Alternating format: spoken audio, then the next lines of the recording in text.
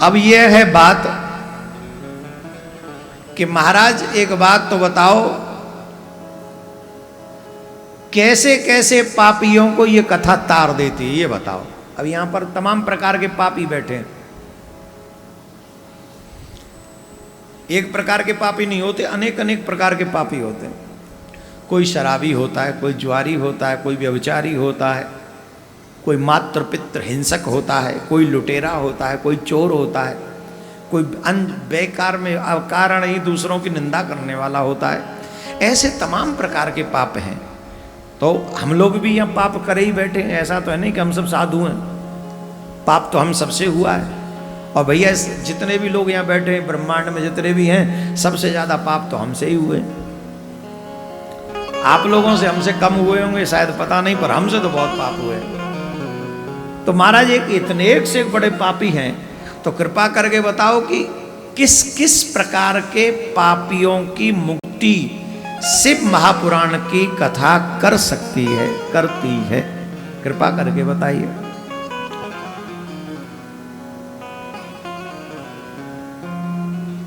ये मानवा पाप कृतो दुराचार रता खला कामादि निरताम नित्यम ते अपि सुंदत्यनेव वै ज्ञान यज्ञ परोययम वै भुक्ति मुक्ति प्रदः सदा शोधनम सर्व पापानां शिव संतोष कारकम।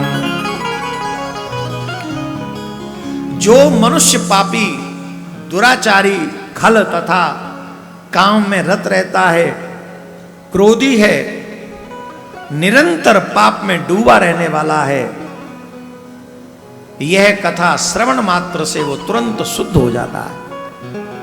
उसी पल वो शुद्ध हो जाता है। यह कथा वास्तव में उत्तम ज्ञान यज्ञ है, जो सदा संसार में भोग और मोक्ष देने वाला है। इससे बड़े बड़े पापों का नाश हो जाता है। भगवान शिव की प्रसन्नता इस पुराण को श्रवण करने मात्र से मिल जाती है। अत्यंत लालची, सत्य विहीन माने झूठा। अच्छा देखो, लालच ज्यादा करना भी पाप है। 1 लाख रुपया जेब में पड़े हो और सोच रहे हो कि चलो 1 लाख और कमा चले, ये लालच ही तो।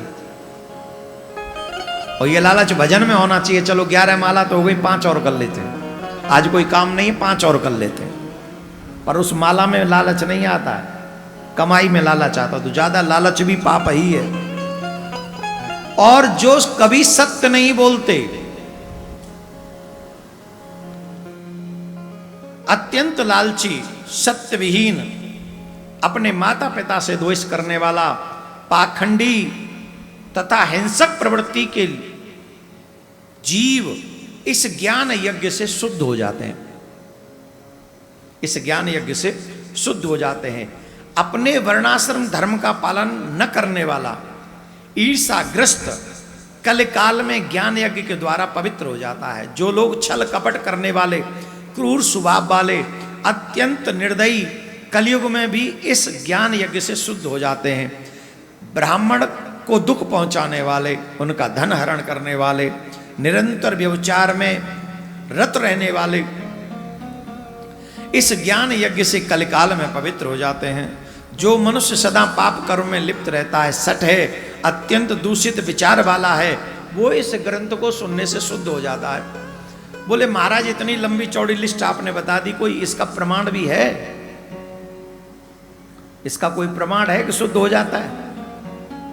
कि आपने लंबी चौड़ी ये लिस्ट बता दी, ऐसे ऐसे हो जाता? बोले हाँ, प्रमाण है, इसका प्रमाण है कि शिव महापुराण की कथा को सुनने से कैसे कैसे पापियों का कल्याण हो गया। सुनो, हम तुम्हें सुनाते हैं। बहुत सुंदर एक कथा है।